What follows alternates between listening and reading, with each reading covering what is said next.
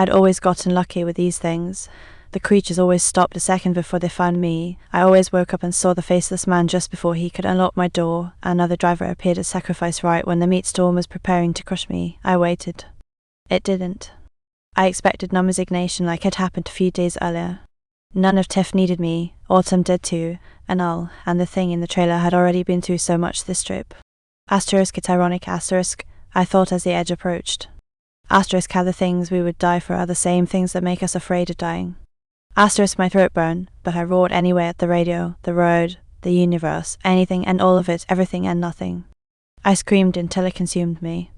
It drowned out, for a good 5 minutes. I gripped the wheel with my foot planted firmly on the brake and tried to control my breathing in sharp silence. It was only when I got out and peered over the edge that I realized why the guardrail in that particular section had already been torn away. A twisted freight container lay hundreds of feet below, upside down and equally bent. Later I used a spare ice scraper to gouge the stereo into pieces.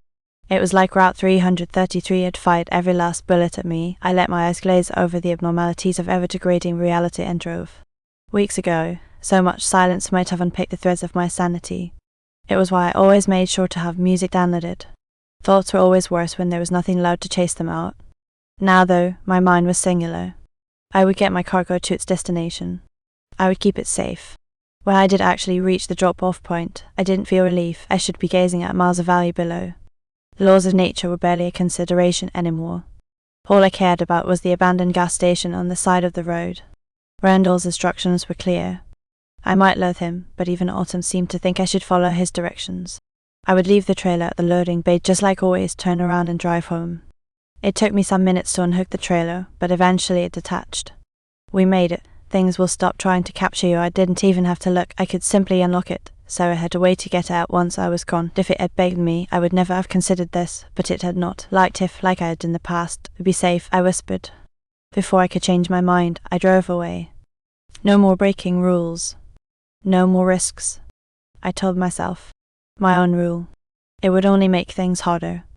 I neared the curve that would carry. I leapt out and sprinted the way I'd come. I reached the opening chasm, just as the freight container wave then pitched forward into the darkness. Asterisk screaming, asterisk a child screeches rose from the container as it tumbled downwards. The earth snapped closed with the sickening crunch of metal. Silence. You've probably all spent the last few weeks reading about the first half of my 10-day trip. For the first time, there was no supernatural stalling in the Redwood section. They knew, like everything else, that something terrible would befall them should they try to slow me down.